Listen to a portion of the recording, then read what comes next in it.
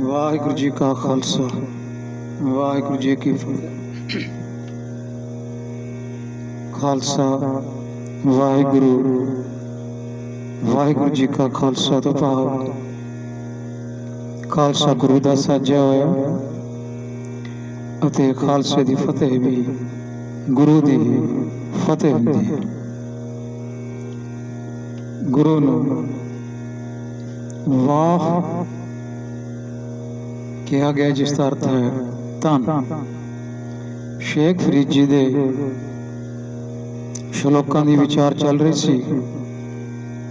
ਅੱਜ ਸ਼ਲੋਕ ਨੰਬਰ 99 ਤੋਂ ਸ਼ੁਰੂ ਕਰਦੇ ਹਾਂ।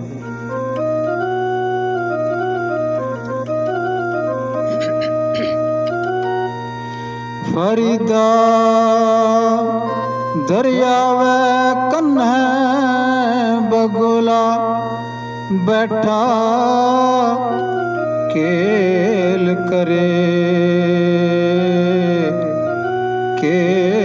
ਕਰੇਂਦੇ ਹੰਝਨੋ ਅਚਿੰਤੇ ਬਾਜ਼ ਪਏ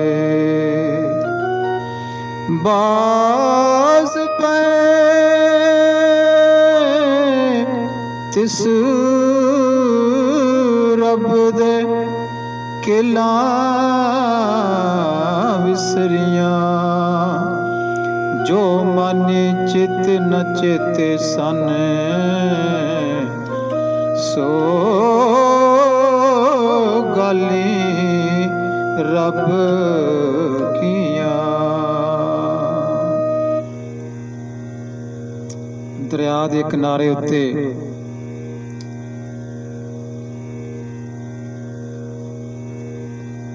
ਬਗਲਾ ਬੈਠਾ ਹੈ, ਕਲੋਲ ਕਰਦਾ ਹੈ। ਇੱਥੇ ਬਗਲਾ ਤੋਂ ਭਾਵ ਸੰਸਾਰ ਵਿੱਚ ਆਇਆ ਹੋਇਆ ਪ੍ਰਾਣੀ ਹੈ, ਜਿਹੜਾ ਸੰਸਾਰ ਦੇ ਰੰਗ ਤਮਾਸ਼ਿਆਂ ਵਿੱਚ ਲੱਗਾ ਹੋਇਆ ਹੈ। ਬੈਠਾ ਕੇਲ ਕਰੇ, ਕੇਲ ਤੋਂ ਭਾਵ ਹੈ ਕਲੋਲ ਕਰਨੇ, ਕੇਲਾਂ ਕਰਨੀਆਂ। ਕੇਲ ਕਰਿੰਦੇ ਹੰਝ ਨੂੰ, ਤੇ ਇਸ ਤਰ੍ਹਾਂ ਆਪਣੀਆਂ ਕਲੋਲਾਂ ਵਿੱਚ ਮਸਤ ਹੋਏ ਨੂੰ ਅਚਨਚੇਤ ਹੀ ਬਾਜ਼ ਆ ਪੈਂਦੇ ਹਨ। ਇਹ ਬਾਜ਼ ਕੌਣ ਹਨ? ਇਹ ਬਾਜ਼ ਮੌਤ ਦੇ ਦੂਤਾਂ ਨੂੰ ਕਿਹਾ ਗਿਆ ਹੈ। ਕੇਲ ਕਰਿੰਦੇ ਹੰਝ ਨੂੰ ਅਚਿੰਤੇ ਬਾਜ਼ ਪਏ। ਅਚਿੰਤੇ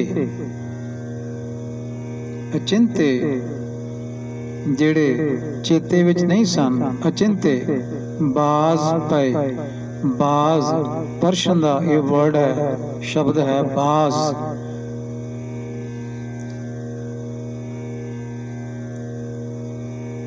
ਬਾਜ਼ ਪਏ ਤਿਸ ਰੱਬ ਦੇ ਕੇਲਾਂ ਵਿਸਰੀਆਂ। ਜਦੋਂ ਮੌਤ ਦੇ ਦੂਤ ਆ ਫੜਦੇ ਹਨ ਤਾਂ ਸੰਸਾਰ ਦੇ ਰੰਗ ਤਮਾਸ਼ੇ ਜਿਹੜੇ ਹਨ ਉਹ ਵਿਸਰ ਜਾਂਦੇ ਹਨ। ਜੋ ਮਨ ਚਿਤ ਨ ਚੇਤੇ ਸਨ ਸੋ ਗਾਲੀ ਰੱਬ ਕੀਆਂ। ਜੋ ਗੱਲਾਂ ਇਸ ਪ੍ਰਾਣੀ ਨੇ ਕਦੇ ਮਨ ਵਿੱਚ ਨਹੀਂ ਲਿਆਂਦੀਆਂ ਸਨ ਕਿ ਇਹ ਹਾਲਤ ਵੀ ਹੋਣੀ ਹੈ, ਰੱਬ ਨੇ ਉਹ ਕਰਕੇ ਦਿਖਾ ਦਿੱਤੀਆਂ। ਇਸ ਕਰਕੇ ਸ਼ੇਖ ਫਰੀਦ ਦੇ ਸ਼ਲੋਕਾਂ ਦੇ ਵਿੱਚ ਇਹ ਉਪਦੇਸ਼ ਹੈ ਵਾਰ-ਵਾਰ ਕਿ ਮੌਤ ਨੂੰ ਵੀ ਆਪਣੇ ਸਾਹਮਣੇ ਰੱਖੋ, ਇਸ ਵਾਸਤੇ ਵੀ ਤਿਆਰੀ ਕਰੋ। ਸਾਢੇ ਤ੍ਰੈ ਮਣ ਦੇ ਹੋਰੀ ਚੱਲੇ ਪਾਣੀ ਅੰਨ, ਆਇਓ ਬੰਦਾ ਦੁਨੀ ਵਿੱਚ ਵਾਤੇ ਆਸੂਣੀ ਬਨੇ। ਮਲ ਕਲ ਮੌਤ ਜਾਇਆ ਵਸੀ, ਸਭ ਦਰਵਾਜ਼ੇ ਭੰਨ ਤਿਨ੍ਹਾਂ ਪਿਆਰਿਆਂ ਭਾਈਆਂ ਅੱਗੇ ਦਿੱਤਾ ਬੰਨ। ਵੇਖੋ ਬੰਦਾ ਚੱਲਿਆ ਚੱਲਿਆ ਚੱਲਿਆ, ਵੇਖੋ ਬੰਦਾ ਚੱਲਿਆ ਚੌਂ ਜਣਿਆਂ ਦੇ ਕਾਨੇ। ਫਰੀਦਾ ਅਮਲ ਜ ਕੀਤੇ ਦੁਨੀ ਵਿੱਚ ਦਰਗਾਹ ਆਏ ਕਮੇ। ਦਰਗਾਹ ਚਾਰੇ ਅੱਖਰ ਮੁਕਤਾ ਹਨ। ਮੁਕਤਾ ਲੱਗਦੇ ਨਿਯਮ ਅਨੁਸਾਰ ਕਿਸੇ ਅੱਖਰ ਨੂੰ ਵੀ ਕੋਈ ਹੋਰ ਮਾਤਰਾ ਨਹੀਂ ਬੋਲੀ ਜਾ ਸਕਦੀ। ਦਰਗਾਹ ਇਸ ਦਾ ਸਪਸ਼ਟ ਸਿੱਧਾ ਉਚਾਰਨ ਹੈ। ਭਾਵੇਂ ਇਸ ਦਾ ਉਚਾਰਨ ਦਰਗੇ ਜਾਂ ਦਰਗਾਹ ਵਿੱਚ ਚੱਲਿਆ ਹੋਇਆ ਹੈ, ਉਹ ਮੁਕਤਾ ਨਿਯਮ ਦੇ ਉਚਾਰਨ ਮੁਤਾਬਕ ਨਹੀਂ ਹੈ। ਸ਼ੇਖ ਫਰੀਦ ਜੀ ਇੱਥੇ ਸਾਨੂੰ ਫੇਰ ਚੇਤਾ ਕਰਾਉਂਦੇ ਹਨ ਕਿ ਇਹ ਜੋ ਸਰੀਰ ਹੈ 3.5 ਮਣ ਦੇਹੁਰੀ ਸੁਦੇਰੀ ਸੋਹਣਾ ਜਿਹਾ ਸਰੀਰ ਹੈ, ਦੇਹੁਰੀ ਪਲਿਆ ਹੋਇਆ ਸਰੀਰ। ਇਹ ਅੰਨ ਪਾਣੀ ਦੇ ਸਹਾਰੇ ਚੱਲਦਾ ਹੈ, ਅੰਨ ਨਾਲ ਚੱਲਦਾ ਹੈ, ਚੱਲਦਾ ਹੈ, ਤੁਰਦਾ ਹੈ, ਕੰਮ ਦਿੰਦਾ ਹੈ। 3.5 ਮਣ ਤੋਂ ਭਾਵ ਹੈ ਕਿ ਇਹ ਸਰੀਰ ਦਾ ਕੁਝ ਭਾਰ ਹੈ। ਇੱਥੇ 3.5 ਮਣ ਅੰਦਾਜ਼ੇ ਨਾਲ ਦੱਸਿਆ ਗਿਆ ਹੈ। ਕਿਸੇ ਦਾ ਵੱਧ ਕਿਸੇ ਦਾ ਘੱਟ ਵੀ ਹੋ ਸਕਦਾ ਹੈ। ਮਣ ਜਿਹੜਾ ਹੈ ਇਹ ਪੁਰਾਣਾ ਤੋਲ ਹੈ। 40 ਸੇਰ ਦਾ ਮਣ ਕਿਹਾ ਜਾਂਦਾ ਸੀ। ਤੋਂ ਭਾਵ ਸਰੀਰ ਮੋਟਾ ਡਾਢਾ ਹੈ, ਅੰਨ ਪਾਣੀ ਨਾਲ ਚੱਲਦਾ ਹੈ।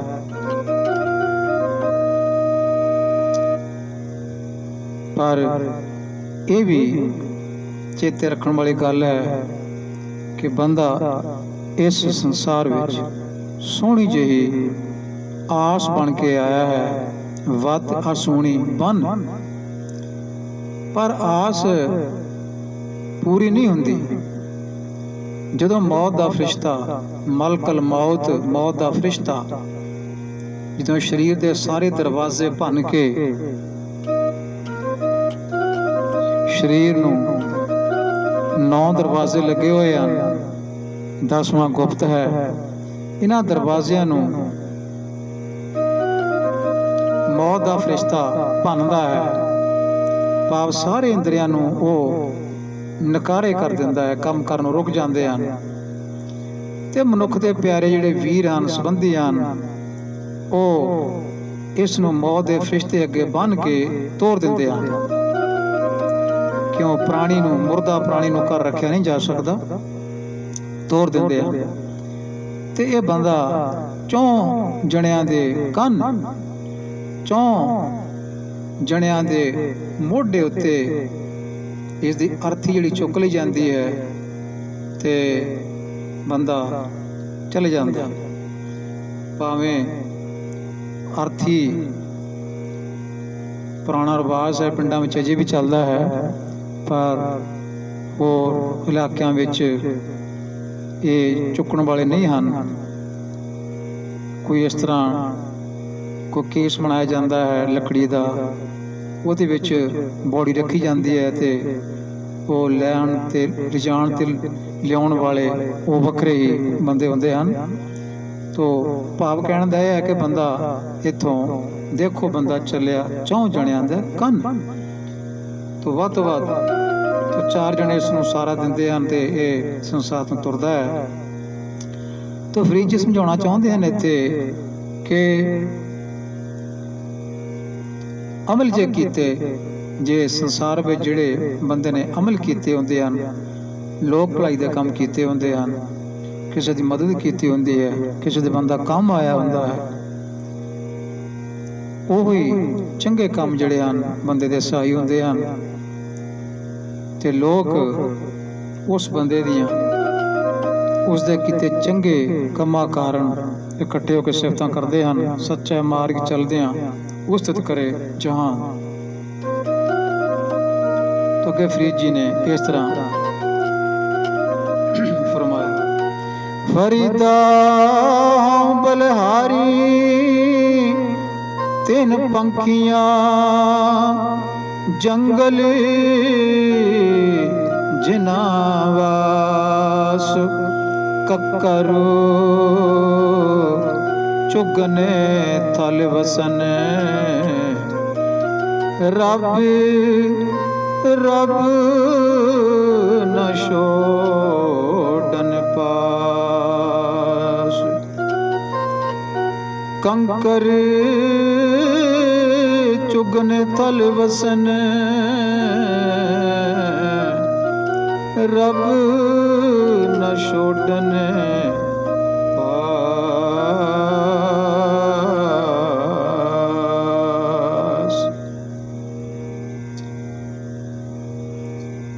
ਨਾਸਕੀ ਧੁਨੀਆਂ ਗੁਰੂ ਗ੍ਰੰਥ ਸਾਹਿਬ ਦੇ ਵਿੱਚ ਬਹੁਤ ਸਾਰੀਆਂ ਲੱਗੀਆਂ ਹੋਈਆਂ ਹਨ, ਪਰ ਬਹੁਤ ਸਾਰੀਆਂ ਲੱਗੀਆਂ ਹੋਈਆਂ ਨਹੀਂ, ਪਰ ਉਹਨਾਂ ਦੀ ਅਗਵਾਈ ਹੋਰ ਥਾਵਾਂ ਤੋਂ ਮਿਲ ਜਾਂਦੀ ਹੈ। ਸ਼ਬਦ ਇੱਥੇ ਕੱਕਰ ਸੀ, ਤੇ ਇਸ ਦਾ ਪਾਠ ਜਿਹੜਾ ਹੈ ਇਹ ਕੰਕਰ ਕੀਤਾ ਜਾਂਦਾ ਹੈ। ਫਰੀਦ ਜੀ ਕਹਿੰਦੇ ਨੇ, ਮੈਂ ਉਹਨਾਂ ਪੰਛੀਆਂ ਤੋਂ ਕੁਰਬਾਨ ਹਾਂ, ਜੰਗਲਾਂ ਬੀਆਬਾਨਾਂ ਵਿੱਚ ਉੱਡਦੇ ਫਿਰਦੇ ਹਨ, ਪਰ ਖਾਣਾ ਕੀ ਖਾਂਦੇ ਹਨ? ਕੰਕਰ ਚੁਗਨ। ਕੰਕਰਾਂ ਵਿੱਚ ਜੋ ਕੁਝ ਉਹਨਾਂ ਦਾ ਰਿਜ਼ਕ ਰੱਖਿਆ ਹੋਇਆ ਉੱਥੋਂ ਚੁਗ ਚੁੱਕ ਕੇ ਖਾਂਦੇ ਹਨ। ਪਰ ਨਾਲ ਇਹ ਗੱਲ ਦੱਸੀ ਹੈ, ਰੱਬ ਨਾ ਛੋੜਨ ਪਾਸ। ਪਾਸ ਮਤਲਬ ਸਹਾਰਾ, ਪਾਸਾ, ਆਸਰਾ। ਭਾਵੇਂ ਉਹ ਪੰਛੀ ਕੰਕਰਾਂ ਵਿੱਚੋਂ ਹੀ ਆਪਣਾ ਰਿਜ਼ਕ ਜਿਹੜਾ ਉਹ ਲੱਭਦੇ ਹਨ, ਰੁੱਖਾਂ ਤੇ ਆਲ੍ਹਣੇ ਬਣਾ ਲੈਂਦੇ ਹਨ, ਰੋੜਾਂ ਵਿੱਚ ਆਪਣਾ ਰਿਜ਼ਕ ਚੁੱਕ ਕੇ ਗੁਜ਼ਾਰਾ ਕਰ ਲੈਂਦੇ ਹਨ, ਪਰ ਉਹ ਰੱਬ ਨੂੰ ਚੇਤੇ ਰੱਖਦੇ ਹਨ। ਇਹ ਫਰੀਦ ਜੀ ਦਾ ਮੰਨਣਾ ਹੈ ਕਿ ਰੱਬ ਉਹਨਾਂ ਦੇ ਚੇਤੇ ਵਿੱਚ ਹੁੰਦਾ ਹੈ। ਬੰਦਾ 36 ਪ੍ਰਕਾਰ ਦੇ ਭੋਜਨ ਖਾਂਦਾ ਹੋਇਆ ਵੀ ਕਈ ਵਾਰੀ ਰੱਬ ਦਾ ਸ਼ੁਕਰ ਨਹੀਂ ਕਰਦਾ। ਇੱਥੇ ਪੰਛੀ ਜਿਹੜੇ ਹਨ ਉਹਨਾਂ ਨੂੰ ਕੰਕਰਾਂ ਵਿੱਚੋਂ ਚੁੱਕ ਕੇ ਵੀ ਸਬਰ ਹੈ, ਤੇ ਉਹ ਰੱਬ ਦਾ ਸ਼ੁਕਰ ਕਰਦੇ ਹਨ, ਰੱਬ ਨੂੰ ਚੇਤੇ ਰੱਖਦੇ ਹਨ। ਇਹ ਫਰੀਦ ਜੀ ਦਾ ਇੱਥੇ ਮੰਨਣਾ ਹੈ। ਫਰੀਦਾ ਰੁੱਤ ਫਿਰੀ ਵਣ ਕੰਬਿਆ।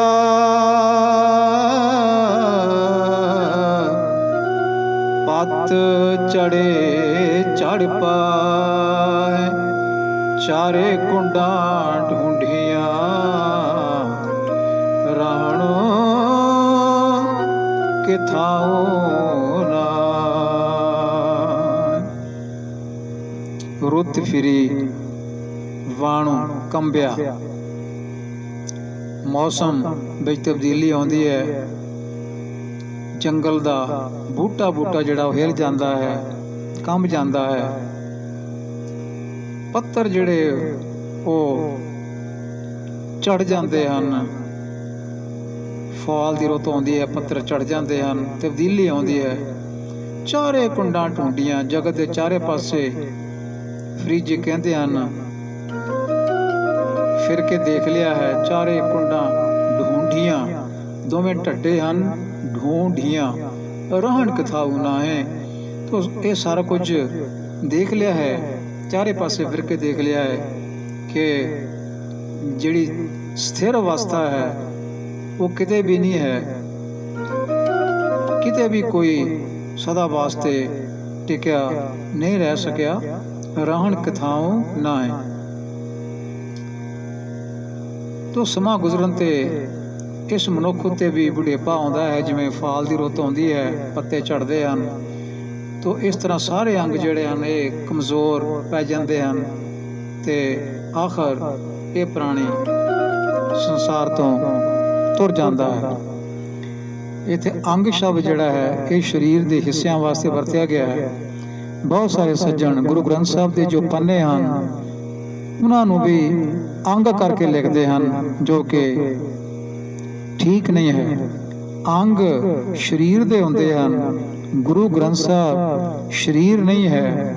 ਗੁਰੂ ਗ੍ਰੰਥ ਸਾਹਿਬ ਗਿਆਨ ਦਾ ਭੰਡਾਰ ਹੈ, ਗਿਆਨ ਦਾ ਸੋਮਾ ਹੈ, ਗੁਰੂ ਹੈ। ਤੋ ਅੰਗ ਜਿਹੜੇ ਹਨ ਇਹ ਬੋਡੀ ਦੇ ਹੁੰਦੇ ਹਨ, ਸਰੀਰ ਦੇ ਹੁੰਦੇ ਹਨ। ਅੰਗ ਬਦਲੇ ਵੀ ਜਾ ਸਕਦੇ ਹਨ, ਅੰਗ ਕੱਟੇ ਵੀ ਜਾ ਸਕਦੇ ਹਨ, ਪਰ ਸਰੀਰ ਦੇ ਇਹ ਅੰਗਾਂ ਦਾ ਇਹ ਹਾਲ ਹੈ। ਗੁਰੂ ਗ੍ਰੰਥ ਸਾਹਿਬ ਦੇ ਪੰਨੇ ਉਹ ਅੰਗ ਨਹੀਂ ਹੁੰਦੇ, ਉਹਨਾਂ ਨੂੰ ਪੰਨੇ ਕਿਹਾ ਜਾ ਸਕਦਾ ਹੈ, ਉਹਨਾਂ ਨੂੰ ਅੰਕ ਕਿਹਾ ਜਾ ਸਕਦਾ ਹੈ, ਅੰਗ ਨਹੀਂ ਅੰਕ। ਤੇ ਛੋਟੀ ਛੋਟੀਆਂ ਗੱਲਾਂ ਹਨ, ਪਰ ਇਹ ਆਮ ਪ੍ਰਥਾ ਵਿੱਚ ਇਹਨਾਂ ਦੀ ਸਮਝ ਬੜੀ ਘੱਟ ਹੈ ਤੇ ਉਸੇ ਤਰ੍ਹਾਂ ਲੋਕ ਤੁਰੇ ਜਾ ਰਹੇ ਹਨ। ਫਰੀਦਾ ਪਹਾੜੀ ਪਟੋਲਾ ਤਜ ਕਰੀ ਕੰਬਲੜੀ ਪਹਿਰੇ ਜਿਨੀ ਵੇਸ਼ੀ ਸ਼ੋ ਮਿਲੈ ਸੋਈ ਵੇਸ਼ ਕਰੇ।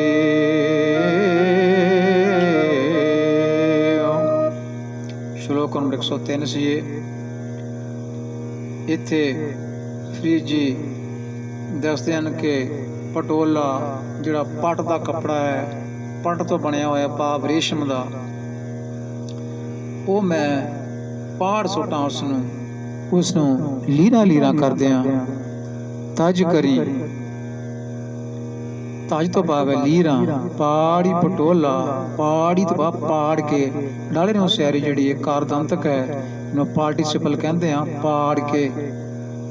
ਕੰਬਲੜੀ ਪਹਿਰਿਓ, ਮੈਂ ਇਸ ਦੀ ਜਗ੍ਹਾ ਤੇ ਮਾੜੀ ਜਿਹੀ ਕੰਬਲੀ ਪਹਿਨ ਲਵਾਂ। ਕਾਹਦੇ ਵਾਸਤੇ? ਜਿਨੀ ਵੇਸ਼ੀ ਸ਼ੋਹ ਮਿਲੇ। ਤੂੰ ਜਿਸ ਪਹਿਰਾਵੇ ਨਾਲ, ਜਿਸ ਵੇਸ਼ ਨਾਲ, ਅਸਲ ਸ਼ਬਦ ਵੇਸ਼ ਹੁੰਦਾ ਹੈ, ਸੱਸ ਦੀ ਸ਼ਾਹ ਸੁਣ ਹੁੰਦੀ ਹੈ, ਭਾਵੇਂ ਇਸ ਦਾ ਉਚਾਰ ਨਾਮ ਲੋਕ ਵੇਸ਼ ਹੀ ਕਰਦੇ ਹਨ। ਤੋ ਜਿਹੜੀ ਵੇਸ਼ ਭੂਸ਼ਾ ਨਾਲ ਮੇਰਾ ਸ਼ੋਹ ਜਿਹੜਾ ਮੈਨੂੰ ਮਿਲਦਾ ਹੈ, ਮੈਂ ਉਹੀ ਵੇਸ਼ ਕਰਨ ਲਈ ਤਿਆਰ ਹਾਂ, ਉਸੇ ਤਰ੍ਹਾਂ ਦੀ ਵੇਸ਼ ਭੂਸ਼ਾ ਰੱਖਣ ਲਈ ਤਿਆਰ ਹਾਂ। ਪਰ ਮੈਨੂੰ ਮੇਰਾ ਜੋ ਪ੍ਰਭੂ ਹੈ, ਖਸਮ ਪਰਮਾਤਮਾ ਹੈ, ਉਹ ਕਿਸੇ ਨਾ ਕਿਸੇ ਤਰ੍ਹਾਂ ਮਿਲ ਪਏ। ਤੋ ਇੱਥੋਂ ਕੋਈ ਭੁਲੇਖਾ ਨਾ ਖਾ ਜਾਏ ਕਿ ਰੇਸ਼ਮ ਦੇ ਕੱਪੜਿਆਂ ਨਾਲ ਪ੍ਰਭੂ ਨਹੀਂ ਮਿਲਦਾ, ਉਹਨਾਂ ਨੂੰ ਪਾੜ ਕੇ ਕੰਬਲੀ ਪਹਿਨ ਲੈਣੀ ਚਾਹੀਦੀ ਹੈ। ਇੱਥੇ ਸਿਰਫ ਪਹਿਰਾਵੇ ਦੀ ਗੱਲ ਕੀਤੀ ਹੈ ਕਿ ਪਹਿਰਾਵਾ ਜਿਸ ਤਰ੍ਹਾਂ ਦਾ ਵੀ ਹੈ, ਉਸੇ ਵਿੱਚ ਹੀ, ਉਸੇ ਨਾਲ ਹੀ ਪ੍ਰਭੂ ਨਾਲ ਪ੍ਰੇਮ ਪਾ ਕੇ ਉਸ ਨੂੰ ਪਾਇਆ ਜਾ ਸਕਦਾ ਹੈ। ਗੱਲ ਪ੍ਰਭੂ ਪ੍ਰੇਮ ਦੀ ਹੈ, ਭਾਵੇਂ ਰੇਸ਼ਮ ਦੇ ਕੱਪੜੇ ਹੋਣ, ਭਾਵੇਂ ਸਾਦਾ ਕੱਪੜੇ ਹੋਣ। ਤੋ ਇਸ ਦੀ ਵਿਆਖਿਆ ਧੰਨ ਗੁਰੂ ਸਤਿਗੁਰੂ ਅਮਰਦਾਸ ਸਾਹਿਬ ਪਾਤਸ਼ਾਹ ਜੀ ਨੇ ਅਗਾਂਹ ਕੀਤੀ ਹੈ। ਉੱਥੇ ਲਿਖਿਆ ਮਹਲਾ ਤੀਜਾ। ਇਹ ਮਹਲਾ ਤੀਜਾ ਲਿਖਣਾ ਇਸ ਗੱਲ ਦਾ ਵੀ ਸਬੂਤ ਹੈ ਕਿ ਸ਼ੇਖ ਫਰੀਦ ਜੀ ਦੇ ਸ਼ਲੋਕ ਇਹ ਕਿਸੇ ਬਾਕੀ ਭਗਤਾਂ ਦੀ ਬਾਣੀ ਸਮੇਤ ਕਿਸੇ ਹੋਰ ਬੰਦੇ ਦੇ ਹੱਥ ਵਿੱਚ ਬਾਬਾ ਨਾਨਕ ਨੇ ਨਹੀਂ ਦੇ ਦਿੱਤੇ ਸਨ। ਜਾਂ ਕਈ ਕਹਿੰਦੇ ਨੇ ਸ਼੍ਰੀ ਚੰਦ ਕੋਲੇ ਖਜ਼ਾਨਾ ਲੁਕਿਆ ਪਿਆ ਸੀ ਤੇ ਪੰਜਵੇਂ ਪਾਤਸ਼ਾਹ ਉਸ ਤੋਂ ਮੰਗਣ ਗਏ, ਲੈਣ ਗਏ ਜਦੋਂ ਰਚਨਾ ਕਰਨੀ ਸੀ ਪੋਥੀ ਸਾਹਿਬ ਦੀ। ਸੋ ਇਹ ਗਪੌੜ ਜਿਹੜੇ ਚੱਲ ਰਹੇ ਹਨ, ਇਹ ਇਤਿਹਾਸ ਵਿੱਚ ਮਾਰੇ ਹੋਏ ਕਈ ਲੋਕ ਅਜੇ ਵੀ ਇਹਨਾਂ ਗਪੌੜਾਂ ਨੂੰ ਹੀ ਮੰਨੀ ਜਾ ਰਹੇ ਹਨ ਤੇ ਇਹਨਾਂ ਦਾ ਹੀ ਪ੍ਰਚਾਰ ਕਰਦੇ ਹਨ। ਤੇ ਇੱਥੇ ਮਹਲਾ ਤੀਜਾ ਦਾ ਭਾਵ ਹੈ ਧੰਨ ਗੁਰੂ ਅਮਰਦਾਸ ਸਾਹਿਬ ਪਾਤਸ਼ਾਹ ਜੀ ਦੇ ਕੋਲ ਇਹ ਸ਼ਲੋਕ ਸਨ, ਜਿਹੜੇ ਕਿ ਦੂਜੇ ਪਾਤਸ਼ਾਹ ਕੋਲੋਂ ਆਏ, ਦੂਜੇ ਪਾਤਸ਼ਾਹ ਕੋਲ, ਪਹਿਲੇ ਪਾਤਸ਼ਾਹ ਕੋਲੋਂ ਆਏ ਸਨ।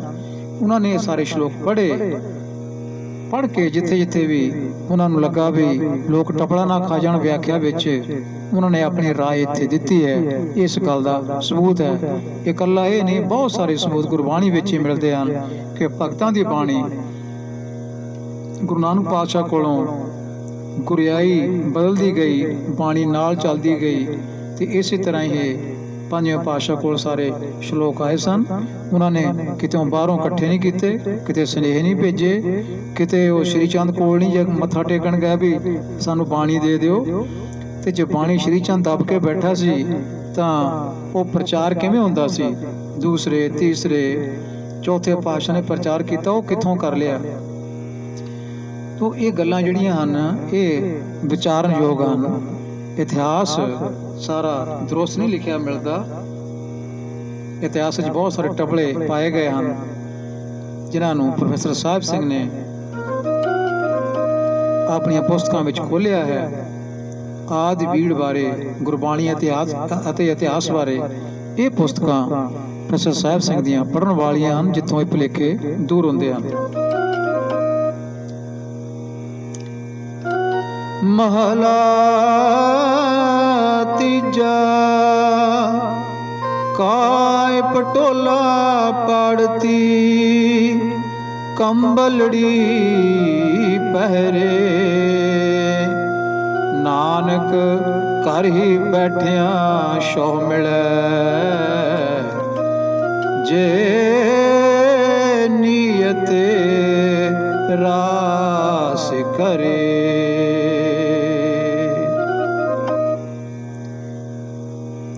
ਪਤੀ ਪ੍ਰਭੂ ਨੂੰ ਮਿਲਣ ਵਾਸਤੇ ਇਸ ਤਰ੍ਹਾਂ ਇਹ ਰੇਸ਼ਮ ਦਾ ਕੱਪੜਾ ਕਿਉਂ ਪਾੜੇ, ਪੱਟ ਦਾ ਕੱਪੜਾ ਕਿਉਂ ਪਾੜੇ, ਤੇ ਭੈੜੀ ਜੇ ਕੰਬਲੀ ਜਿਹੜੀ ਹੈ ਉਸ ਨੂੰ ਕਿਸ ਵਾਸਤੇ ਧਾਰਨ ਕਰੇ? ਇਹ ਨਾਨਕ ਆਖ, ਘਰ ਵਿੱਚ ਬੈਠਿਆਂ ਹੀ ਉਹ ਸ਼ੌਹ ਮਿਲ ਪੈਂਦਾ ਹੈ। ਕੋਈ ਖਾਸ ਕਿਸਮ ਦਾ ਵੇਸ਼ ਕਰਨ ਦੀ ਲੋੜ ਨਹੀਂ ਹੈ, ਹਰ ਵੇਸ਼ ਵਿੱਚ ਹੀ ਉਹ ਮਿਲ ਪੈਂਦਾ ਹੈ। ਵੱਡੀ ਗੱਲ ਜੋ ਇਹਨਾਂ ਵੇਸ਼ਾਂ ਵਿੱਚ ਰੱਖਣੀ ਹੈ ਉਹ ਹੈ ਨੀਅਤ ਸਾਫ਼ ਰੱਖਣੀ। ਜਿਹੜੀ ਜੀਵ ਇਸਤਰੀ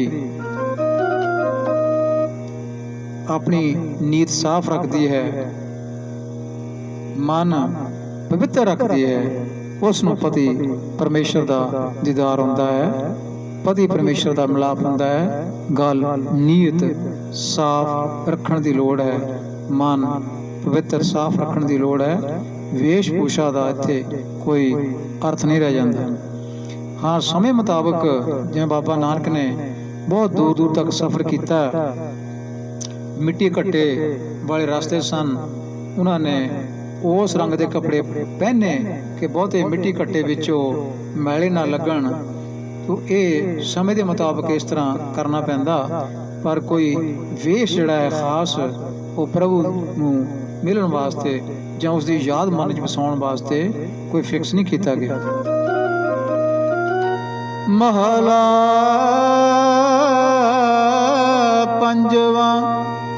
ਫਰੀਦਾ ਗਰਭ ਜਿਨ੍ਹਾਂ ਵਡਿਆਈਆਂ, ਤਾਨੇ ਜੋ ਬਨੇ ਆਗਾ, ਖਾਲੀ ਚੱਲੇ ਧਣੇ ਸਿਉ, ਟਿੱਬੇ ਜਿਉ ਮੀਹਾ।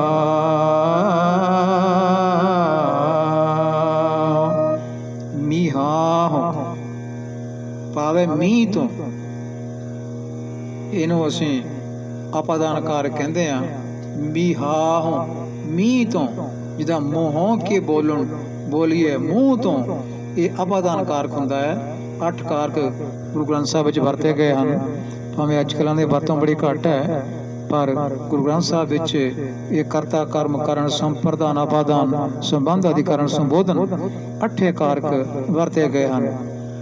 ਤੇ ਅਸੀਂ ਸਕੂਲਾਂ ਵਿੱਚ ਪੜ੍ਹਦੇ ਸਾਂ ਤਾਂ ਸਾਨੂੰ ਵੀ ਇਹ ਕਾਰਕ ਪੜ੍ਹਾਏ ਜਾਂਦੇ ਸਨ। ਹਿੰਦੀ ਵਿੱਚ ਵੀ, ਪੰਜਾਬੀ ਵਿੱਚ ਵੀ ਇਹਨਾਂ ਦੇ ਖਾਸ ਚਿੰਨ੍ਹ ਹੁੰਦੇ ਹਨ। ਤਾਂ ਉਹਨਾਂ ਚਿੰਨ੍ਹਾਂ ਦੇ ਮੁਤਾਬਕ ਇਹ ਆਬਾਦਾਨ ਕਾਰਕ ਵਿੱਚ ਸ਼ਬਦ ਬਣਦਾ ਹੈ। ਮੀਹਾ ਹੂੰ, ਹਾਹੀ ਨੌਕਰ ਜਿਹੜਾ ਇਹ ਨਾਸਕੀ ਧੁਨੀ ਨਾਲ ਹੁੰਦਾ ਹੈ। ਜਿੱਦਾਂ ਮੂੰਹੋਂ ਮੀਹਾ ਹੋਂ, ਜਿੱਦਾਂ ਉਹ ਘੋੜਿਓਂ ਡਿੱਗਾ। ਕਿੱਥੋਂ ਡਿੱਗਾ? ਘੋੜਿਓਂ, ਘੋੜੇ ਤੋਂ। ਤੋ ਇਸ ਤਰ੍ਹਾਂ ਘੋੜਿਓਂ ਸ਼ਬਦ ਜਿਹੜਾ ਇਹ ਵੀ ਆਬਾਦਾਨ ਕਾਰਕ ਵਿੱਚ ਹੋਏਗਾ। ਇਹ ਜੋ ਸ਼ਲੋਕ ਹੈ, ਧੰਨ ਗੁਰੂ ਅਰਜਨ ਸਾਹਿਬ ਪਾਤਸ਼ਾਹ ਜੀ ਦਾ ਹੈ।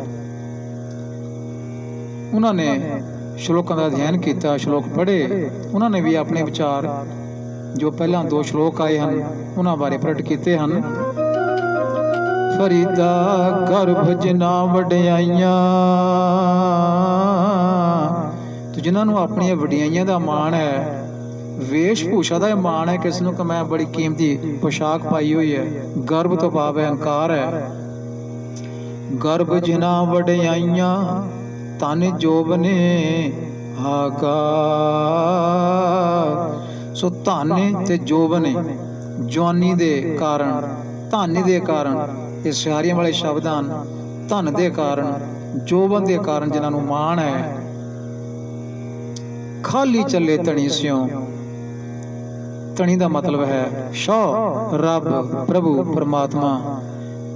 ਉਹ ਸੰਸਾਰ ਤੋਂ ਰੱਬੀ ਪ੍ਰੇਮ ਤੋਂ ਵਾਂਝੇ ਹੀ ਚਲੇ ਜਾਂਦੇ ਹਨ। ਜਿਵੇਂ ਉੱਚੇ ਉੱਚੇ ਟਿੱਬੇ, ਮੀਂਹ ਪੈਂਦਾ ਵੀ ਹੋਵੇ ਤਾਂ ਵੀ ਉੱਚੇ ਉੱਚੇ ਟਿੱਬੇ ਜਿਹੜੇ ਹਨ ਉਹ ਸੁੱਕੇ ਦੇ ਸੁੱਕੇ ਰਹਿ ਜਾਂਦੇ, ਕਿਉਂਕਿ ਮੀਂਹ ਦਾ ਪਾਣੀ ਜਿਹੜਾ ਉਹ ਸਭ ਥੱਲੇ ਚਲਾ ਜਾਂਦਾ, ਆ ਜਾਂਦਾ ਹੈ, ਉਚਾਈ ਤੋਂ ਨਿਮਾਣ ਵੱਲ ਚੱਲਦਾ ਹੈ। ਤੋ ਇਸ ਤਰ੍ਹਾਂ ਇੱਥੇ ਸਪਸ਼ਟ ਕੀਤਾ ਹੈ ਕਿ ਪ੍ਰਭੂ ਸ਼ੌ ਪਤੀ ਨੂੰ ਮਿਲਣ ਵਾਸਤੇ ਕਿਸੇ ਵੇਸ਼ ਭੂਸ਼ਾ ਦੀ ਲੋੜ ਨਹੀਂ। ਲੋੜ ਹੈ ਹੰਕਾਰ ਦਾ ਤਿਆਗ ਕਰਨ ਦੀ, ਜਵਾਨੀ ਦਾ ਮਾਣ, ਧਨ ਦਾ ਮਾਣ, ਦੁਨਿਆਵੀ ਪਦਾਰਥਾਂ ਦਾ ਮਾਣ, ਵਡਿਆਈਆਂ ਦਾ ਮਾਣ, ਇਹ ਛੱਡ ਕੇ ਨਿਮਰਤਾ ਨਾਲ ਉਸ ਨੂੰ ਯਾਦ ਕਰਨ ਦੀ ਲੋੜ ਹੈ। ਉਸ ਦੀ ਯਾਦ, ਉਹਦਾ ਸ਼ੁਕਰਾਨਾ ਕਰਨ ਦੀ ਲੋੜ ਹੈ। ਨਹੀਂ ਤਾਂ ਇਹ ਜੋ ਹੰਕਾਰ ਰੂਪੀ ਟਿੱਬੇ ਹਨ, ਇਹਨਾਂ ਉੱਤੇ ਪ੍ਰੇਮ ਨਹੀਂ ਟਿਕਦਾ, ਜਿਵੇਂ ਟਿੱਬਿਆਂ ਉੱਤੇ ਪਾਣੀ ਨਹੀਂ ਟਿਕਦਾ। ਫਰੀਦਾ ਤਿਨਾ ਮੁਖ ਡਰਾਵਣੇ, ਜਿਨ੍ਹਾਂ ਵਿਸਾਰਿਓ ਨੂੰ ਨਾਮ, ਐਥੇ ਦੁੱਖ ਘਣੇਰਿਆ ਅੱਗੇ ਠੌਰ ਨਾ ਠਾਂ।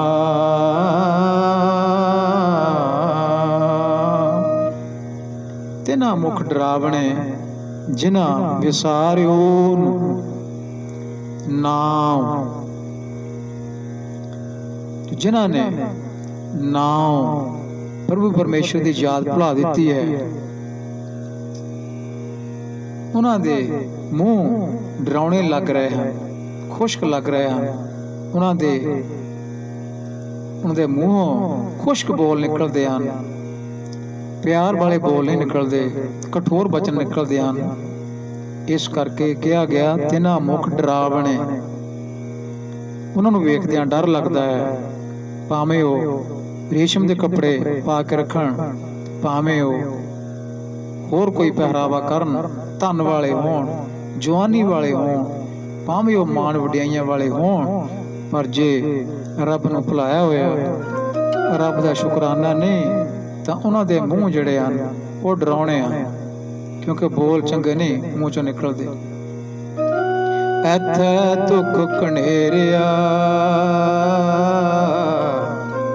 ਅੱਗੇ ਠੌਰ ਨਾ ਠਾਂ। ਤੋ ਇਸ ਤਰ੍ਹਾਂ ਕਠੋਰਤਾ ਕਾਰਨ ਇੱਥੇ ਵੀ ਕਸ਼ਟ ਮਿਲਦੇ ਹਨ, ਆਤਮਿਕ ਤੌਰ ਤੇ ਸ਼ਾਂਤੀ ਨਹੀਂ ਮਿਲਦੀ, ਤੇ ਅਗਾਂਹ ਦਾ ਜੋ ਜੀਵਨ ਹੈ ਉੱਥੇ ਵੀ ਕੋਈ ਠੌਰ ਨਾ ਠਾਂ, ਕੋਈ ਟਿਕਾਣਾ ਨਹੀਂ ਮਿਲਦਾ। ਭਾਵ ਲੋਕ ਤੇ ਪਰਲੋਕ ਜੀਵ ਦਾ ਐਵੇਂ ਹੀ ਚਲੇ ਜਾਂਦਾ।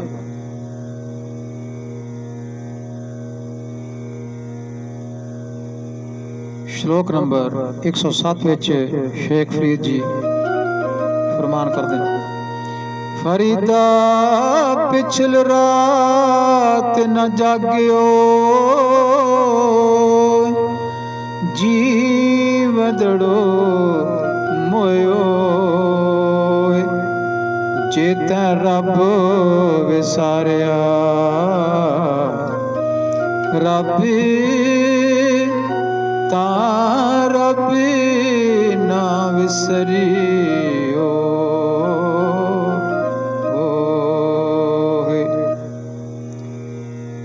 ਪਿਛਲੀ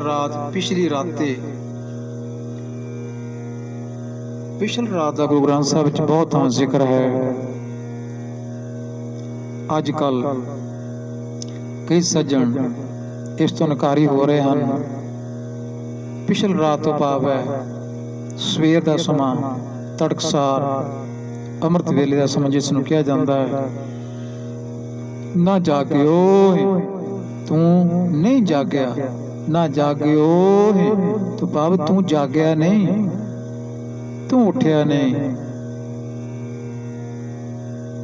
ਤੇ ਫਿਰ ਜੇ ਕਹਿੰਦੇ ਹਨ ਜੀਮ ਤੜੋ ਮੋਇਓ, ਤੂੰ ਤਾਂ ਮੋਇਆ ਹੋਇਆ ਹੀ ਹੈ, ਜਿਉਂਦਾ ਹੀ ਮੋਇਆ ਹੋਇਆ ਹੈ। ਤੋ ਇਸ ਤਰ੍ਹਾਂ ਪਹਿਲਾਂ ਵੀ ਉਹਨਾਂ ਨੇ ਕਿਹਾ ਸੀ, ਸ਼ੇਖ ਫਰੀਦ ਜੀ ਨੇ, ਉੱਠ ਫਰੀਦਾ ਉਜ਼ੂ ਸਾਜ਼, ਉੱਠ ਖੜ, ਹੱਥ ਮੂੰਹ ਸਾਫ਼ ਕਰ, ਹੱਥ ਮੂੰਹ ਧੋ, ਉਜ਼ੂ ਸਾਜ਼, ਸੁਬਹ ਨਿਵਾਜ਼ ਗੁਜ਼ਾਰ। ਤੇ ਜਿਹੜੀ ਤੇਰੇ ਜ਼ਿੰਮੇ ਇਹ ਨਮਾਜ਼ ਪੜ੍ਹਨ ਦੀ ਡਿਊਟੀ ਲਾਈ ਹੋਈ ਹੈ, ਉਸ ਨੂੰ ਘਰ ਭੁਗਤਾ। ਇੱਥੇ ਵੀ ਉਹੀ ਗੱਲ ਹੈ, ਜੇ ਤੈਂ ਰੱਬ ਵਿਸਾਰਿਆ ਤਾਂ ਰੱਬ ਨਾ ਵਿਸਰਿਓ। ਜੇ ਤੈਂ ਇਸ ਤਰ੍ਹਾਂ ਅਵੇਸਲੇਪਨ ਵਿੱਚ ਹੀ ਰੱਬ ਨੂੰ ਭੁਲਾ ਛੱਡਿਆ ਹੈ, ਭਾਵ ਪਿਛਲੀ ਰਾਤ ਦਾ ਸਮਾਂ, ਸਵੇਰ ਦਾ ਸਮਾਂ ਸੰਭਾਲਿਆ ਨਹੀਂ ਹੈ, ਬਾਣੀ ਨਹੀਂ ਪੜ੍ਹੀ, ਆਪਣਾ ਨਿਤਨੇਮ ਨਹੀਂ ਕੀਤਾ, ਰੱਬ ਨੂੰ ਭੁਲਾ ਦਿੱਤਾ ਹੈ, ਫਰੀਦ ਜੀ ਕਹਿੰਦੇ ਹਨ, ਤਾਂ ਚੇਤੇ ਰੱਖ ਰੱਬ ਨੇ ਤਾਂ ਤੈਨੂੰ ਨਹੀਂ ਭੁਲਾਇਆ।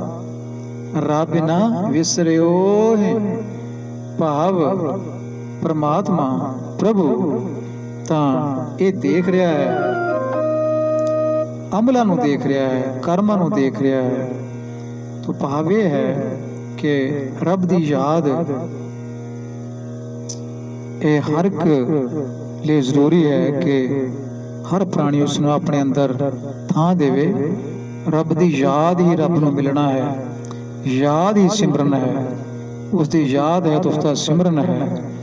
ਤੋ ਸਿਮਰਨ ਤੋਂ ਭਾਵ ਕਿਸੇ ਦਾ ਨਾਂ ਨਹੀਂ ਹਰ ਵੇਲੇ ਲਈ ਜਾਈਦਾ। ਕਿਸੇ ਬੱਚੇ ਨਾਲ ਪਿਆਰ ਹੈ ਤਾਂ ਉਸ ਬੱਚੇ ਦਾ ਨਾਂ ਹਰ ਵੇਲੇ ਮਾਂ ਪਿਓ ਨਹੀਂ ਲੈਂਦੇ ਰਹਿੰਦੇ, ਸਿਰਫ ਉਸ ਨੂੰ ਯਾਦ ਰੱਖਦੇ ਨੇ, ਉਹਨਾਂ ਦੇ ਚੇਤੇ ਵਿੱਚ ਹੁੰਦਾ, ਯਾਦ ਵਿੱਚ ਹੁੰਦਾ ਹੈ। ਤੋ ਯਾਦ ਵਿੱਚ ਰਹਿਣਾ ਹੀ ਸਿਮਰਨ ਕਰਨਾ ਹੈ। ਤੋ ਇਸ ਕਰਕੇ ਇੱਥੇ ਨਿਤਨੇਮ ਦੀ ਗੱਲ ਵੀ ਆ ਜਾਂਦੀ ਹੈ ਕਿ ਜਿਹੜਾ ਸਵੇਰੇ ਸ਼ਾਮ ਤੇ ਸੌਣ ਲੱਗਿਆਂ ਦਾ ਨਿਤਨੇਮ ਸਿੱਖ ਨੂੰ ਦਿੱਤਾ ਹੋਇਆ ਕਿ ਉਹ ਉਸ ਤੇ ਪਹਿਰਾ ਦੇਵੇ।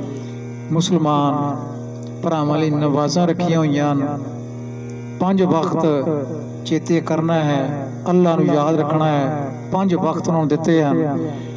ਤੋ ਇਹ ਚੀਜ਼ਾਂ ਜਿਹੜੀਆਂ ਹਨ ਰਹਿਬਰਾਂ ਨੇ ਆਪਣੇ ਅਨੁਯਾਈਆਂ ਜਾਂ ਜਗਿਆਸੂਆਂ ਨੂੰ ਦਿੱਤੀਆਂ ਹੋਈਆਂ, ਇਹਨਾਂ ਤੇ ਪਹਿਰਾ ਜ਼ਰੂਰ ਰੱਖਣਾ ਬਣਦਾ। ਅੱਗੇ ਫਿਰ 5ਵੇਂ ਗੁਰੂ ਜੀ ਦਾ ਸ਼ਲੋਕ ਇੱਕ ਆ ਗਿਆ ਹੈ, ਮਹਲਾ 5ਵਾਂ ਫਰੀਦਾ ਕੰਤ ਰੰਗਾਵਲਾ, ਵੱਡਾ ਵੇ ਮੁਹਤਾਜ ਅੱਲਾ ਸੇ ਤੀਰਤਿਆ, ਏ ਹੋ ਸੱਚਾਵਾ ਸਾਜ।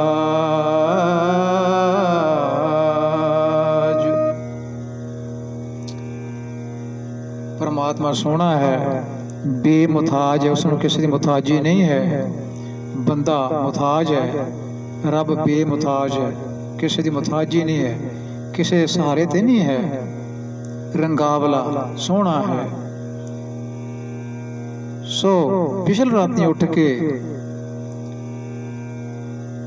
ਜੇ ਉਸ ਨਾਲ ਰੰਗੇ ਜਾਈਏ, ਅੱਲਾ ਸੇਤੀ ਰਤੇ ਉਸ ਨੂੰ ਯਾਦ ਕਰੀਏ, ਬਾਣੀ ਰਾਹੀਂ ਯਾਦ ਕਰੀਏ, ਬਾਣੀ ਦੇ ਵਿਚਾਰ ਰਾਹੀਂ ਯਾਦ ਕਰੀਏ, ਤਾਂ ਫਿਰ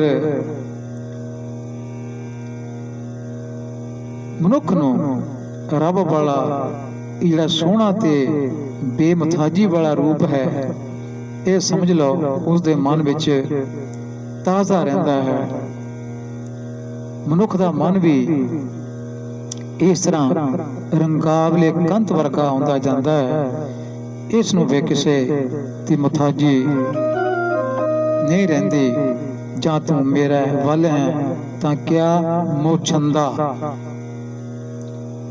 ਜੇ ਤੂੰ ਮੇਰੇ ਵੱਲ ਹੈ ਤਾਂ ਕਿਸੇ ਦੀ ਮੁਤਾਜੀ ਨਹੀਂ। ਤੇਰਾ ਹੀ ਸਹਾਰਾ, ਤੇਰੀ ਹੀ ਟੇਕ, ਤੇਰਾ ਹੀ ਆਸਰਾ ਹੈ। ਇੱਥੇ ਪੰਜਵੇਂ ਸਤਿਗੁਰੂ ਜੀ ਨੇ ਵੀ ਇਸ ਗੱਲ ਦੀ ਹਾਮੀ ਭਰੀ ਹੈ ਕਿ ਜੋ ਪਿਛਲ ਰਾਤ ਹੈ ਇਸ ਨੂੰ ਸੰਭਾਲਣਾ ਜ਼ਰੂਰੀ ਹੈ। ਮਹਲਾ ਪੰਜਵਾਂ।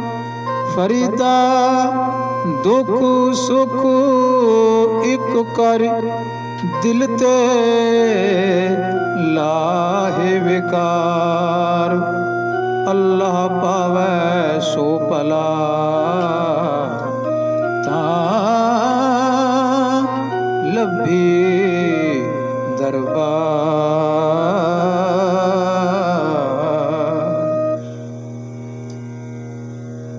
ਪੰਜਵੇਂ ਸਤਿਗੁਰੂ ਜੀ ਫਿਰ ਇਸ ਤੇ ਇੱਥੇ ਵਿਆਖਿਆ ਕਰਦੇ ਹਨ ਕਿ ਪਿਛਲ ਰਾਤੀ ਉੱਠ ਕੇ ਬਾਣੀ ਦਾ ਅਭਿਆਸ, ਨਿਤ ਨਾਲ ਜੁੜਨਾ, ਇਸ ਤਰ੍ਹਾਂ ਦਾ ਜੀਵਨ ਬਣਾ ਕੇ ਫਿਰ ਦੁੱਖ ਸੁੱਖ ਇੱਕ ਕਰ। ਜੀਵਨ ਵਿੱਚ ਦੁੱਖ ਸੁੱਖ ਆਉਂਦੇ ਹਨ, ਇਹਨਾਂ ਨੂੰ ਇੱਕੋ ਜਿਹਾ ਜਾਣ।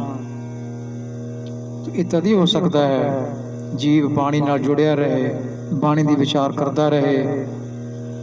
ਫਿਰ ਇਹ ਅਵਸਥਾ ਆ ਸਕਦੀ ਹੈ ਕਿ ਦੁੱਖ ਸੁੱਖ ਵਿੱਚ ਇੱਕੋ ਜਿਹਾ ਮਹਿਸੂਸ ਕਰੇ।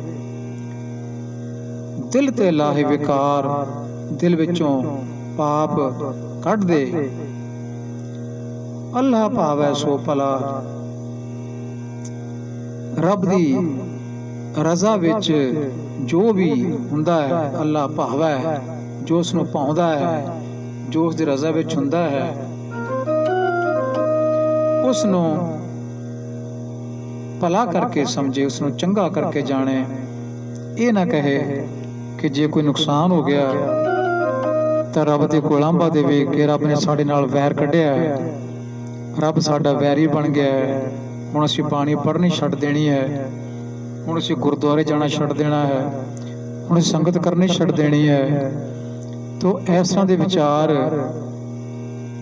ਮਨ ਵਿੱਚ ਨਹੀਂ ਲਿਆਉਣੇ, ਕਿਉਂਕਿ ਅੱਲਾਹ ਭਾਵੈ ਸੋ ਭਲਾ, ਜੋ ਉਸ ਨੂੰ ਭਾਉਂਦਾ ਹੈ, ਜੋ ਵਾਪਰਦਾ ਹੈ, ਉਸ ਨੂੰ ਭਲਾ ਕਰਕੇ ਸਮਝਣਾ ਹੈ, ਜਾਣਨਾ ਹੈ। ਇਹ ਬਾਣੀ ਦੇ ਨਾਲ ਜੁੜ ਕੇ ਉਸ ਦੀ ਯਾਦ ਨੂੰ ਮਨ 'ਚ ਵਸਾ ਕੇ, ਇਹ ਜੋ ਨਿਤਨੇਮ ਦੇ ਵਕਤ ਹਨ, ਸਮੇਂ, ਇਹਨਾਂ ਨੂੰ ਸੰਭਾਲ ਕੇ ਹੀ ਇਹ ਹੋ ਸਕਦਾ ਹੈ। ਅੱਲਾਹ ਭਾਵੈ ਸੋ ਭਲਾ, ਭਾਵੇਂ ਹੈ ਬੜਾ ਔਖਾ, ਭਾਣਾ ਮੰਨਣਾ ਬੜਾ ਔਖਾ ਹੈ, ਪਰ ਭਾਣਾ ਮੰਨੈ ਸਦਾ ਸੁਖ ਹੋਏ, ਇਹ ਵੀ ਲਿਖਿਆ ਹੋਇਆ। ਭਾਣੇ ਤੋਂ ਬਾਹਰ ਕੋਈ ਚੱਲ ਕੇ ਦੇਖ ਲਵੇ ਤਾਂ ਫੇਰ ਵੀ ਉਸ ਨੂੰ ਸੁੱਖ ਨਹੀਂ ਮਿਲੇਗਾ, ਉਹ ਹੋਰ ਵੀ ਦੁਖੀ ਹੋਵੇਗਾ। ਸੁੱਖ ਇਸੇ ਗੱਲ ਵਿੱਚ ਹੈ ਕਿ ਉਹ ਰੱਬ ਦੀ ਰਜ਼ਾ ਨੂੰ ਕਬੂਲ ਕਰੇ। ਜੋ ਵੀ ਕੋਈ ਕਿਸੇ ਚੀਜ਼ ਦਾ ਨੁਕਸਾਨ ਹੋਇਆ ਹੈ ਜਾਂ ਜੋ ਵੀ ਕੋਈ ਹੋਰ ਨੁਕਸਾਨ ਹੋਇਆ ਹੈ, ਜੇ ਉਸ ਨੂੰ ਕੋਈ ਆਪਣੇ ਮਨ ਤੇ ਬਿਠਾਈ ਰੱਖੇ, ਆਪਣੇ ਦਿਲ ਤੇ ਭਾਰ ਬਣਾਈ ਰੱਖੇ, ਬੋਝ ਬਣਾਈ ਰੱਖੇ, ਇਹ ਫਿਰ ਉਸ ਦਾ ਪ੍ਰਾਣੀ ਦਾ ਆਪਣਾ ਹੀ ਨੁਕਸਾਨ ਹੁੰਦਾ ਹੈ, ਦਿਨੋਂ ਦਿਨ ਨੁਕਸਾਨ ਹੁੰਦਾ ਜਾਂਦਾ ਹੈ। ਇਸ ਕਰਕੇ ਅੱਲਾਹ ਭਾਵੈ ਸੋ ਭਲਾ, ਤਾਂ ਲੱਭੀ ਦਰਬਾਰ। ਤੋ ਇਸ ਤਰ੍ਹਾਂ ਦਰਬਾਰ ਦੀ ਲੱਭਤਾ ਹੁੰਦੀ ਹੈ, ਦਰਗਾਹ ਦੀ ਪ੍ਰਾਪਤੀ ਹੁੰਦੀ ਹੈ, ਪ੍ਰਮਾਤਮਾ ਦਾ ਪਿਆਰ ਇਸ ਤਰ੍ਹਾਂ ਪ੍ਰਾਪਤ ਹੁੰਦਾ ਹੈ। ਇਹ ਨਾ ਸਮਝ ਲੈਣਾ ਕਿ ਦਰਗਾਹ ਕਿਤੇ ਦੂਰ ਹੈ ਦੁਨੀਆ ਤੋਂ, ਇਹ ਦੁਨੀਆ ਹੀ ਰੱਬ ਦੀ ਦਰਗਾਹ ਹੈ। ਦੁਨੀਆ ਵਿੱਚੋਂ ਸਿਫਤਾਂ ਮਿਲਣੀਆਂ, ਲੋਕਾਂ ਵੱਲੋਂ ਸਿਫਤਾਂ ਮਿਲਣੀਆਂ, ਸੱਚਾ ਮਾਰਗ ਚੱਲਦਿਆਂ ਉਸਤਤ ਕਰੇ ਜਹਾਨ। ਤੋ ਇਹ ਰੱਬ ਦੀ ਦਰਗਾਹ ਵਿੱਚ ਹੀ ਉਸਤਾਂ ਹੁੰਦੀਆਂ ਹਨ ਜਿਹੜੇ ਲੋਕ ਕਰਦੇ ਹਨ। ਤੋ ਇਹ ਅਵਸਥਾ ਪ੍ਰਾਪਤ ਕਰਨ ਵਾਸਤੇ ਧੰਨ ਗੁਰੂ ਅਰਜਨ ਸਾਹਿਬ ਪਾਤਸ਼ਾਹ ਜੀ ਨੇ ਸਾਨੂੰ ਇਹ ਅਗਵਾਈ ਦਿੱਤੀ ਹੈ। ਦੁੱਖ ਸੁੱਖ ਨੂੰ ਇਹ ਕਰਨਾ, ਦਿਲ ਵਿੱਚੋਂ ਪਾਪ, ਠੱਗੀ, ਧੋਖਾ, ਫਰੇਬ ਇਹ ਆਦਿਕ ਕੱਢਣਾ। ਜੋ ਮਾਲਕ ਦੇ ਹੁਕਮ ਵਿੱਚ ਹੁੰਦਾ ਹੈ ਉਸ ਨੂੰ ਮੰਨ ਲੈਣਾ, ਸਵੀਕਾਰ ਕਰ ਲੈਣਾ। ਸਮਝ ਲਓ ਤਾਂ ਲੱਭੀ ਦਰਬਾਰ। ਇਹ ਸ਼ਲੋਕ ਨੰਬਰ 109 ਸੀ। ਇਸ ਤੋਂ ਬਾਅਦ ਇੱਕ ਸ਼ਲੋਕ ਹੋਰ ਪੰਜਵੇਂ ਗੁਰੂ ਜੀ ਦਾ ਹੈ, ਉਸ ਤੇ ਵਿਚਾਰ ਕਰਦੇ ਹਾਂ। ਮਹਲਾ ਪੰਜਵਾਂ। ਫਰੀਦਾ ਦੁਨੀ ਵਜਾਈ ਵਜਦੀ, ਤੂੰ ਵੀ ਵਜੈ ਨਾਲ, ਸੋਈ ਜਿਉ ਨ ਵਜਦਾ, ਜਿਸ ਅੱਲਾਹ ਕਰਦਾ ਸਾ।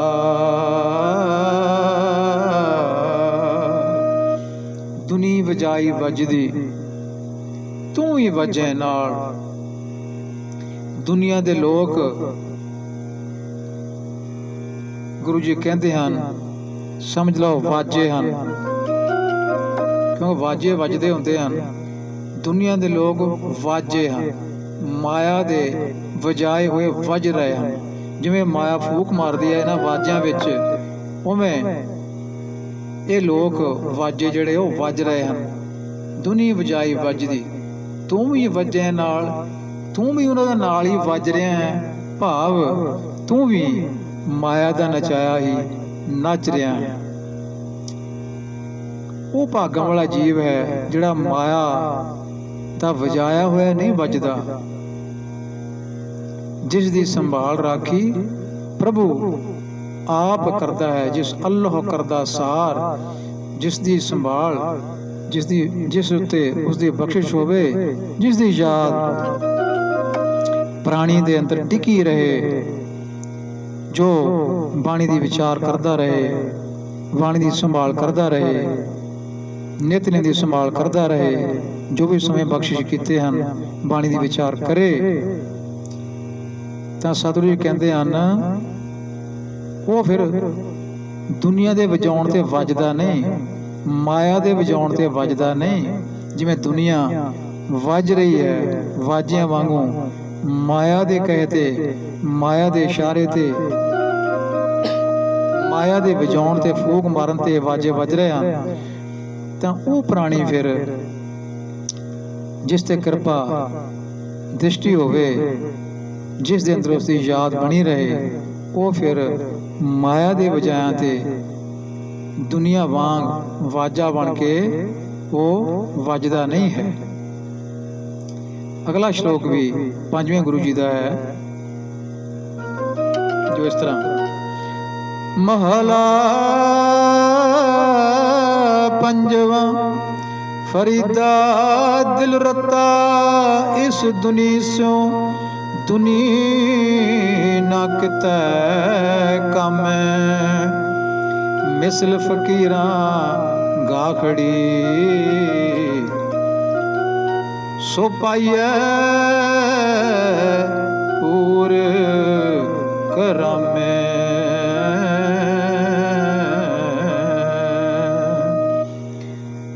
ਦਿਲ ਰਤਾ ਇਸ ਦੁਨੀ ਸਿਉ, ਦੁਨੀ ਨਾ ਕਿਤੈ ਕੰਮ ਹੈ। ਇਹ ਉਸ ਤਰ੍ਹਾਂ ਜਿਵੇਂ ਦੀਨ ਗਵਾਇਆ ਦੁਨੀ ਸਿਉ, ਉਸ ਤਰ੍ਹਾਂ ਦਾ ਹੀ ਇਹ ਸ਼ਲੋਕ ਹੈ ਕਿ ਜੋ ਪਿਛਲ ਰਾਤੀ ਜਾਗਣਾ ਹੈ ਉਨਾ ਹੀ ਕਾਫੀ ਨਹੀਂ, ਜਾਗਣਾ ਹੀ ਸਿਰਫ ਕਾਫੀ ਨਹੀਂ, ਉਸ ਜਾਗਣ ਦਾ ਲਾਭ ਕੀ ਹੈ ਜੇ ਇਹ ਮਨ ਜਿਹੜਾ ਹੈ ਇਹ ਦੁਨਿਆਵੀ ਮੋਹ ਵਿੱਚ ਹੀ ਰਤਾ ਰਿਹਾ, ਉਸ ਵਿੱਚੋਂ ਨਿਕਲੇ ਹੀ ਨਾ। ਤੋ ਜਾਗਣਾ ਇਸ ਵੇਲੇ ਹੈ, ਇਸ ਕਰਕੇ ਹੈ ਕਿ ਬਾਣੀ ਨਾਲ ਜੁੜਨਾ ਹੈ ਤੇ ਜੋ ਮਾਇਆ ਦੀਆਂ ਫੂਕਾਂ ਹਨ, ਬਾਜਾ ਵਜਾਉਣ ਵਾਲੀਆਂ, ਉਹਨਾਂ ਤੋਂ ਬਚਣਾ ਹੈ। ਸੋ ਜੇ ਦਿਲ ਇਸ ਦੁਨੀਆ ਨਾਲ ਰੰਗਿਆ ਹੋਇਆ ਹੈ, ਦੁਨੀਆ ਦੇ ਪਦਾਰਥਾਂ ਵਿੱਚ ਰੰਗਿਆ ਹੋਇਆ ਹੈ, ਤੇ ਦੁਨੀਆ ਤਾਂ ਅੰਤ ਵੇਲੇ ਕਿਸੇ ਦੇ ਕੰਮ ਨਹੀਂ ਆਉਂਦੀ। ਦਿਲ ਰਤਾ ਇਸ ਦੁਨੀਆ ਸੋਂ, ਦੁਨੀ ਨਾ ਕਿਤਾ ਕੰਮ ਹੈ। ਇਹ ਅੰਤ ਵੇਲੇ ਸਹਾਈ ਹੋਣ ਵਾਲੀ ਨਹੀਂ ਹੈ। ਤੇ ਗੁਰੂ ਜੀ ਕਹਿੰਦੇ ਹਨ, ਉੱਠ ਕੇ ਰੱਬ ਨੂੰ ਯਾਦ ਕਰਨਾ ਹੈ। ਉੱਠਣਾ ਹੈ ਪਿਛਲੇ ਰਾਤੀ ਤਾਂ ਰੱਬ ਨੂੰ ਯਾਦ ਕਰਨਾ ਹੈ, ਉਸ ਦੀ ਯਾਦ ਅੰਦਰ ਰੱਖਣੀ ਹੈ, ਬਾਣੀ ਨੂੰ ਵਿਚਾਰਨਾ ਹੈ, ਨਿਤਨੇਮ ਨੂੰ ਸੰਭਾਲਣਾ ਹੈ। ਮਿਸਲ ਫਕੀਰਾਂ ਗਾਖੜੀ, ਸੋ ਫਕੀਰਾਂ ਵਾਲੀ ਜਿਹੜੀ ਰਹਿਣੀ ਹੈ, ਮਿਸਲ ਫਕੀਰਾਂ ਤੋਂ ਭਾਵ ਹੈ ਫਕੀਰਾਂ ਵਾਲੀ ਰਹਿਣੀ, ਰਹਿਣ ਸਹਿਣ। ਭਗਤਾਂ ਵਾਲਾ ਜੋ ਰਹਿਣ ਸਹਿਣ ਹੈ, ਫਕੀਰਾਂ ਵਾਲਾ ਜੋ ਰਹਿਣ ਸਹਿਣ ਹੈ, ਜੋ ਜ਼ਿੰਦਗੀ ਹੈ, ਭਾਵੇਂ ਇਹ ਤੌਰ ਤਰੀਕੇ ਬੜੇ ਔਖੇ ਹਨ, ਇਹ ਰਹਿਣੀ ਬੜੀ ਔਖੀ ਹੈ, ਗਾਖੜੀ ਹੈ, ਪਰ ਸੋ ਪਾਈਏ ਪੂਰ ਕਰਮ, ਤੇ ਇਹ ਮਿਲਦੀ ਹੈ ਵੱਡੇ ਭਾਗਾਂ ਨਾਲ। ਜਿਸ ਨੂੰ ਮਿਲ ਜਾਂਦੀ ਹੈ ਇਸ ਤਰ੍ਹਾਂ ਦੀ ਰਹਿਤ ਵੈਦ, ਉਸ ਨੂੰ ਵੱਡੇ ਭਾਗਾਂ ਵਾਲਾ ਕਿਹਾ ਜਾਂਦਾ ਹੈ। ਤਾਂ ਇੱਥੇ ਸਤਿਗੁਰੂ ਜੀ ਨੇ ਦੱਸਿਆ ਹੈ ਕਿ ਜੇ ਉੱਠਣਾ ਹੈ ਤਾਂ ਉੱਠ ਕੇ ਕੀ ਕਰਨਾ ਹੈ। ਦੁਨਿਆਵੀ ਪਦਾਰਥਾਂ ਵਿੱਚੋਂ ਨਿਕਲ ਕੇ, ਦੁਨਿਆਵੀ ਮੋਹ ਮਾਇਆ ਵਿੱਚੋਂ ਨਿਕਲ ਕੇ ਉਸ ਮਾਲਕ ਨਾਲ ਦੋ ਘੜੀਆਂ ਜੁੜਨਾ ਹੈ। ਬਾਣੀ ਰਾਹੀਂ ਉਸ ਨੂੰ ਯਾਦ ਕਰਨਾ ਹੈ, ਉਸ ਦੀ ਯਾਦ ਅੰਦਰ ਵਸਾਉਣੀ ਹੈ। ਤੇ ਇਸ ਤਰ੍ਹਾਂ ਜੋ ਮਿਸਲ ਫਕੀਰਾਂ ਵਾਲੀ ਮਿਸਲ ਹੈ, ਫਕੀਰਾਂ ਵਾਲੀ ਰਹਿਣੀ ਸਹਿਣੀ ਹੈ, ਭਗਤਾਂ ਵਾਲੀ ਰਹਿਣੀ ਸਹਿਣੀ ਹੈ, ਇਹ ਫਿਰ ਹੌਲੀ ਹੌਲੀ ਪ੍ਰਾਪਤ ਹੁੰਦੀ ਜਾਏਗੀ। ਤਾਂ ਇੱਥੇ ਸ਼ਲੋਕ ਨੰਬਰ 111 ਤੇ ਸਮਾਪਤੀ ਕਰਦੇ ਹਾਂ। ਭੁੱਲਾਂ ਦੀ ਖਿਮਾ। ਵਾਹਿਗੁਰੂ ਜੀ ਕਾ ਖਾਲਸਾ, ਵਾਹਿਗੁਰੂ ਜੀ ਕੀ ਫਤਿਹ।